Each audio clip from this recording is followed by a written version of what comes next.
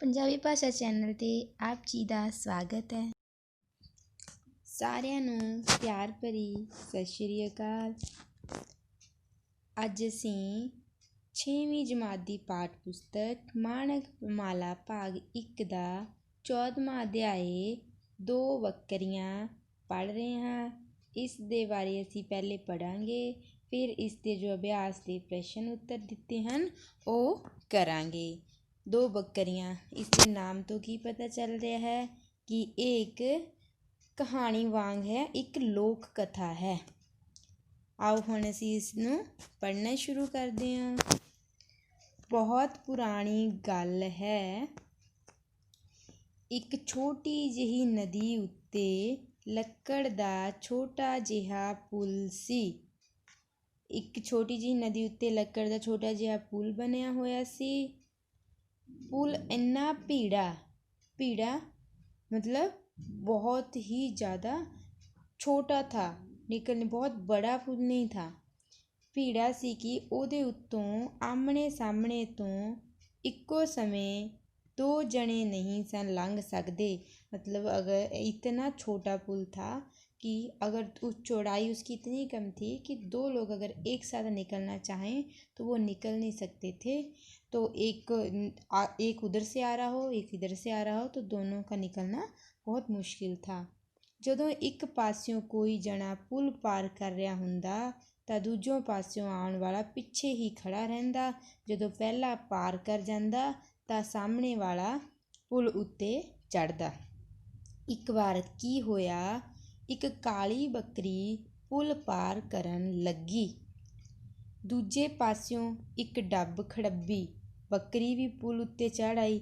ਇੱਕ ਕਾਲੀ ਬੱਕਰੀ, ਇੱਕ ਡੱਬ ਖੜੱਬੀ ਬੱਕਰੀ, ਜਿਸ ਦਾ ਕੁਝ ਕਲਰ ਕਾਲਾ ਹੁੰਦਾ ਹੈ ਅਤੇ ਕੁਝ ਕਲਰ ਉਸਦਾ ਵਾਈਟ ਹੁੰਦਾ ਹੈ।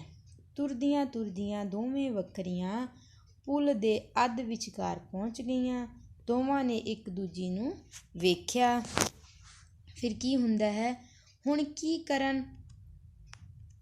ਇੱਕ ਦੂਜੀ ਦੇ ਸੱਜੇ ਖੱਬੇ मतलब ਸੱਜਾ ਹੋ ਗਿਆ ਰਾਈਟ ਔਰ ਖੱਬਾ ਹੋ ਗਿਆ ਆਪਣਾ ਲੈਫਟ। ਕੀ ਹੋ ਕੇ ਲੰਘ ਤਾਂ ਸਕਦੀਆਂ ਨਹੀਂ ਸਨ। ਕਾਲੀ ਬੱਕਰੀ ਰੋਅਬ ਨਾਲ ਬੋਲੀ, ਜਦੋਂ ਮੈਂ ਪਹਿਲਾਂ ਪੁਲ ਉੱਤੇ ਚੜ੍ਹੀ ਹਾਂ ਤਾਂ ਤੂੰ ਕਿਉਂ ਚੜ੍ਹੀ, ਤੂੰ ਪਿੱਛੇ ਨਹੀਂ ਸੀ ਰੁਕ ਸਕਦੀ। ਡੱਬ ਖੜੱਬੀ ਬੱਕਰੀ ਨੇ ਵੀ ਅੱਗੋਂ ਆਕੜ ਕੇ ਕਿਹਾ, ਮੈਂ ਕਿਉਂ ਰੁਕਦੀ, ਮੈਂ ਨਦੀ ਪਾਰ ਕਰਕੇ ਆਪਦੇ ਘਰ ਨਹੀਂ ਸੀ ਜਾਣਾ। ਘਰ ਪੁਲ ਉੱਤੇ ਤਾਂ ਪਰ ਪੁਲ ਉੱਤੇ ਤਾਂ ਪਹਿਲਾਂ ਮੈਂ ਚੜ੍ਹੀ ਸੀ ਨਾ, ਇਸ ਕਰਕੇ ਹੁਣ ਤੂੰ ਪਿੱਛੇ ਮੁੜ ਅਤੇ ਪਹਿਲਾਂ ਮੈਨੂੰ ਪਾਰ ਜਾਣ ਦੇ। ਕਾਲੀ ਨੇ ਹੋਰ ਰੋਅਬ ਛਾਂਟਿਆ। ਡੱਬ ਖੜੱਬੀ ਵੀ ਪੂਰੀ ਆਕੜਬਾਜ਼ ਸੀ, ਕਹਿੰਦੀ, ਮੈਂ ਕਿਉਂ ਮੁੜਾਂ ਪਿੱਛੇ, ਤੂੰ ਮੁੜ ਜਾ, ਮੈਂ ਪਹਿਲਾਂ ਜਾਊਂ। ਇਸੇ ਤਰ੍ਹਾਂ ਉਹ ਦੋਨੋਂ ਆਪਸ ਵਿੱਚ ਲੜ ਰਹੀਆਂ ਸਨ। ਤੂੰ ਪਹਿਲਾਂ ਕਿਵੇਂ ਜਾਏਂਗੀ, ਪੁਲ 'ਤੇ ਪਹਿਲਾਂ ਮੈਂ ਚੜ੍ਹੀ ਸਾਂ, ਤੂੰ ਚੱਲ ਪਿਛਾਂਹ ਨੂੰ। ਮੈਂ ਕਿਉਂ ਜਾਵਾਂ ਪਿਛਾਂਹ ਨੂੰ, ਪੁੱਠੇ ਪੈਰੀਂ ਪਿੱਛੇ ਮੁੜਦਿਆਂ ਮੈਂ ਕਿਉਂ ਨਦੀ ਵਿੱਚ ਡਿੱਗਾਂ, ਤੂੰ ਮੁੜ ਪਿੱਛੇ। ਡੱਬ ਖੜੱਬੀ ਨੇ ਆਪਣੇ ਸਿੰਗਾਂ ਨਾਲ ਕਾਲੀ ਨੂੰ ਪਿੱਛੇ ਜਾਣ ਦਾ ਇਸ਼ਾਰਾ ਕੀਤਾ। ਜੇ ਤੂੰ ਨਹੀਂ ਮੁੜ ਸਕਦੀ ਤਾਂ ਮੈਂ ਵੀ ਕਿਉਂ ਮੁੜਾਂ। ਅਤੇ ਕਾਲੀ ਬੱਕਰੀ ਸਿੰਗਾਂ ਨਾਲ ਡੱਬ ਖੜੱਬੀ ਨੂੰ ਪਿੱਛੇ ਧੱਕਣ ਲੱਗੀ। मतलब वो पीछे से दोनों की लड़ाई होती है, एक दूसरे को धक्का देने लगती है अपनी सींगों की मदद से। डब खड़ब्बी ने भी लत्तां अकड़ा लियाँ, मतलब अपनी जो उसकी लेग्स होती हैं उनको टाइट करके नीचे गड़ा के खड़ी हो जाती है। अकड़ा लियाँ ते काली दे सिंगां विच सिंग फसा लए। ਦੋਵੇਂ ਇੱਕ ਦੂਜੀ ਨੂੰ ਢੁੱਡ ਮਾਰ ਕੇ ਪਿੱਛੇ ਨੂੰ ਧੱਕਣ ਲੱਗ ਪਈਆਂ। ਢੁੱਡ मतलब अपने सर से एक दूसरे को मार रही थी। ਕਦੇ ਕਾਲੀ ਡੱਬ ਖੜੱਬੀ ਨੂੰ ਪਿੱਛੇ ਨੂੰ ਧੱਕ ਦਿੰਦੀ मतलब ਪਿੱਛੇ ਧੱਕਾ ਦੇ ਦਿੱਤੀ। ਕਦੇ ਡੱਬ ਖੜੱਬੀ ਕਾਲੀ ਨੂੰ। ਇੰਝ ਲੜਦੀਆਂ ਦੋਵੇਂ ਬੱਕਰੀਆਂ ਭੀੜੇ ਪੁਲ ਤੋਂ ਡਿੱਗ ਪਈਆਂ ਅਤੇ ਨਦੀ ਵਿੱਚ ਰੁੜ ਗਈਆਂ। ਨਦੀ ਵਿੱਚ ਰੁੜ ਗਈਆਂ मतलब ਨਦੀ ਕੇ ਸਾਥ ਬਹਿ ਗਈ। ਕਈ ਮਹੀਨੇ ਬੀਤ ਗਏ। ਇੱਕ ਦਿਨ ਹੋਰ 2 ਬੱਕਰੀਆਂ ਨਦੀ ਪਾਰ ਕਰਨ ਲਈ ਪੁਲ ਉੱਤੇ ਚੜ੍ਹੀਆਂ। एक पासियों चिट्टी, दूसरे पासियों लाल। पहले जो आई थी एक ब्लैक थी और एक क्या थी, डब खड़ब्बी, जो कुछ ब्लैक थी कुछ वाइट थी। अब थोड़े दिन वो दोनों आपस में लड़ी, तो उसका नतीजा क्या निकला, दोनों नीचे गिर गई नदी में, दोनों मर गई। कुछ दिन बाद दो और बकरियां आती हैं उस पुल पे, जिसमें से एक तो वाइट होती है और एक रेड होती है। तो दो, एक चिट्टी हुंदी है, चिट्टा रंग बोलिया जाता है जो होता है वाइट, ते दूजे पासों लाल। दोवें जदों पुल दे अध विचकार मतलब बीच में एक दूजी दे सामने पहुंचियां तां रुक गईयां। चिट्टी बकरी ने लाल नूं कहा, ओहो भैण, मैं तां तैनूं वेख्या ही नहीं सी, जे देख लैंदी तां पिछे ही रुक जांदी। फिर लाल बकरी ने कहा कि भैण, ਇਹ गलती मैथों हो गई। दूजे पासिਓਂ तैनूं मैं भी नहीं वेख्या ते तुर पई पुल पार करन, ਐਵੇਂ खतरा मुल लै लिया। हुण की करिए। दोवें शांत हो के खलो गईयां।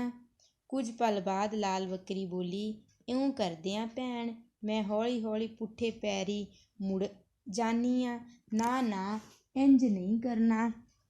वो उससे बोलती है कि ना ना, ऐसे नहीं करना। चिट्टी ने रोक्या। पुट्ठे पैरी तुरदियां पता नहीं लगता, पुट्ठे पैरी मतलब पीछे जाने पर वो उल्टे पैर चलेंगी, तो तुरदियां पता नहीं लगता पैर कित्थे पै रहा है। जे पैर ठीक ना टिकया तो नदी विच डिग पाएंगी, क्योंकि जो वो पुल होता है उसकी चौड़ाई बहुत कम होती है, जिस वजह से क्या होता है कि वो उनके पीछे पीछे उल्टे पैर अगर वो चलेंगी तो नीचे गिरने का उन्हें डर रहता है। कोई होर ढंग सोचदे आ, ते दोवें फिर सोचण लग पईआं। कुछ सोच के चिट्टी बोली, लै भैण, मैं ढंग लभ लिया मतलब ढूंढ लिया। इंज करदे आ, मैं गुच्छी मुच्छी मतलब सिकुड़ के, मैं गुच्छी मुच्छी जी हो के बैठ जानी आ। तू मेरे उत्तों दी लंघ जाई मतलब निकल जाना। फिर मैं उठ के तुर जावांगी मतलब मैं भी खड़ी होके आगे निकल जाऊंगी। ठीक है ना? ठीक तो है, पर किते ये ना होवे बई उत्तों दी लंघदियां मेरा कोई खुर तेरे किते वज जाए मतलब लग जाए, ते तू जख्मी हो जाए। लाल ने चिंता करदियां कहा, तू मेरी चिंता ना कर, तू संभल के लंघ जा। चिट्टी बकरी ने पुल दे विचकार बैठदियां कहा। जदों चिट्टी बकरी बैठ गई तां लाल बकरी उहदे उत्तों दी संभल के टप गई मतलब निकल गई। फिर चिट्टी बकरी भी अपने पासे तुर पई। पुल दे सिरियां उत्ते रुक के दोवां ने गर्दनां भुआ के मतलब घुमा के एक दूजी वल वेख्या। एक दूजी वल मतलब एक दूसरे की तरफ, जिवें कह रहीआं होण, चंगा भैणे, फिर मिलांगियां। इस कथा से हमें क्या शिक्षा मिलती है कि जब ऐसी परिस्थितियां आ जाए तो हमें समझदारी से काम लेना चाहिए। पहले जो दोनों बकरियां होती हैं वो क्या समझदारी से काम नहीं लेती है, वो एक दूसरे से अच्छे से बात नहीं करती हैं, दोनों लड़ने लगती हैं। तो उसका अंत क्या होता है, वो दोनों नदी में गिर जाती हैं और मर जाती हैं। तो अब जब ये दोनों बकरियां होती हैं, ये आपसी समझदारी से काम लेती है, ये सोच विचार के कोई ऐसा ढंग सोचती है, ऐसा तरीका निकालती हैं कि दोनों सुरक्षित अपने घर पहुंच जाती हैं। आओ अब हम इसके शब्दार्थ करते हैं। औखे शब्दां दे अर्थ। भीड़ा, तंग, आकड़बाज, आकड़ वाली। ढंग, तरीका, आपदे, अपने। इंज, इस तरह। डब खड़ब्बी, डब्बां वाली। गुच्छी मुच्छी, इकट्ठी। ढुੱਡ मारना, ਸਿੰਘਾਂ ਤੇ ਮੱਥਾ ਮਾਰਨਾ। ਮੈਥੋਂ, ਮੇਰੇ ਤੋਂ। ਹੁਣ ਇਸ ਦੇ ਅਭਿਆਸ ਦੇ ਪ੍ਰਸ਼ਨ ਹਨ। ਹੇਠ ਦਿੱਤੇ ਪ੍ਰਸ਼ਨਾਂ ਦੇ 4 ਉੱਤਰ ਦਿੱਤੇ ਗਏ ਹਨ। ਠੀਕ ਉੱਤਰ ਚੁਣ ਕੇ ਸਹੀ ਦਾ ਨਿਸ਼ਾਨ ਲਗਾਓ। ਕੁਐਸਚਨ ਦੇਖਦੇ ਹਾਂ। ਨਦੀ ਦਾ ਪੁਲ ਕਿਸ ਚੀਜ਼ ਦਾ ਬਣਿਆ ਹੋਇਆ ਸੀ? ਅਸੀਂ ਹੁਣੇ ਉੱਤੇ ਪੜ੍ਹਿਆ ਸੀ। ਇਸ ਪਾਠ ਨੂੰ ਤੁਸੀਂ ਫੇਰ ਪੜ੍ਹ ਕੇ ਜਦੋਂ ਇਸ ਕੁਐਸਚਨ ਉੱਪਰੋਂ ਲੱਭੋਗੇ ਤਾਂ ਜਿਹੜਾ ਨਦੀ ਦਾ ਪੁਲ ਸੀ ਉਹ ਲੱਕੜੀ ਦਾ ਬਣਿਆ ਹੋਇਆ ਸੀ। ਅਗਲਾ ਹੈ, ਪੁਲ ਉੱਤੇ ਪਹਿਲੀ ਵਾਰ ਕਿੰਨੀਆਂ ਬੱਕਰੀਆਂ ਚੜ੍ਹੀਆਂ? ਤਾਂ ਪੁਲ ਉੱਤੇ ਪਹਿਲੀ ਵਾਰ 2 ਬੱਕਰੀਆਂ ਚੜ੍ਹੀਆਂ। ਦੋਵੇਂ ਬੱਕਰੀਆਂ ਪੁਲ ਉੱਤੋਂ ਕਿਵੇਂ ਡਿੱਗੀਆਂ। ਜਿਹੜੀਆਂ ਦੋਵੇਂ ਪਹਿਲੇ ਬੱਕਰੀਆਂ ਲੜਦੀਆਂ ਪੁਲ ਉੱਤੋਂ ਡਿੱਗੀਆਂ ਸੀ, ਤਾਂ ਇਸ ਦਾ ਆਨਸਰ ਹੋਏਗਾ ਲੜਦੀਆਂ। ਨਾ ਖੇਡ ਰਹੀਆਂ ਸੀ, ਨਾ ਹੱਸ ਰਹੀਆਂ ਸੀ, ਨਾ ਨੱਚ ਰਹੀਆਂ ਸੀ, ਉਹ ਸਨ ਲੜਦੀਆਂ। फिर अगला है, जो तो चिट्टी बकरी बैठ गई था लाल बकरी ने की कीता।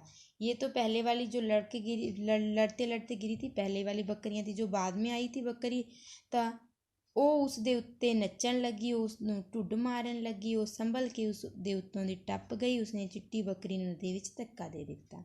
ਤਾਂ ਇਸ ਦਾ ਆਨਸਰ ਕੀ ਹੋਏਗਾ। ਜਦੋਂ ਚਿੱਟੀ ਬੱਕਰੀ ਨੀਚੇ ਬੈਠ ਗਈ ਸੀ ਤਾਂ ਲਾਲ ਬੱਕਰੀ ਨੇ ਕੀ ਕੀਤਾ ਸੀ, ਉਹ ਸੰਭਲ ਕੇ ਉਸ ਦੇ ਉੱਤੋਂ ਦੀ ਟੱਪ ਗਈ ਸੀ। ਹੁਣ ਅਗਲਾ ਪ੍ਰਸ਼ਨ ਹੈ, ਠੀਕ ਸ਼ਬਦ ਚੁਣ ਕੇ ਖਾਲੀ थामा भरो। ये हैं फिल इन द ब्लैंक्स।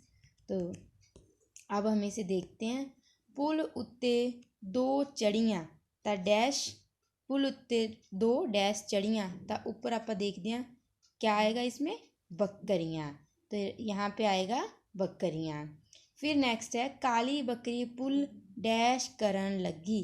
तो काली बकरी की करन लगी, पुल पार करन लगी। यहाँ पे आ जाएगा ये वाला पार। फिर नेक्स्ट है, डब खड़बी बकरी ने भी लत्तां डैश लईयां। तो की कीता सी, डब खड़बी बकरी ने लत्तां अकड़ा लईयां सी। फिर नेक्स्ट है, कई डैश बीत गए, कई महीने बीत गए। फिर अगला है, दोवें डैश होके खलो गईयां। तो दोवें शांत होके खलो गईयां। हुण अगला प्रश्न करते हैं। हेठ दिते उत्तरां दे प्रश्न बनाओ। तो इन्होंने की है ना, देखो हम हमेशा करते हैं तो क्या लिखा होता है कि नीचे दिए गए प्रश्नों के उत्तर दो। तो इन्होंने क्या लिखा है, हेठ दिते उत्तरां दे प्रश्न बनाओ, यानी कि उन्होंने उत्तर दे रखा है कि हमें प्रश्न बनाना है। नदी उत्ते लकड़ दा छोटा जिहा पीड़ा पुल सी। तो अब इसका प्रश्न बनाना, ये तो आंसर हो गया, क्योंकि अगर हम किसी इससे प्रश्न बनाना है तो प्रश्न बनाने के लिए हम पीछे क्वेश्चन मार्क लगाएंगे। अब हमें इस पे इसका क्वेश्चन कैसे बनाना है। नदी ते बनिया पुल किहो जिहा सी, चाहे नदी ते बनिया पुल किस चीज़ का बनिया सी। अब ये ऊपर देखो,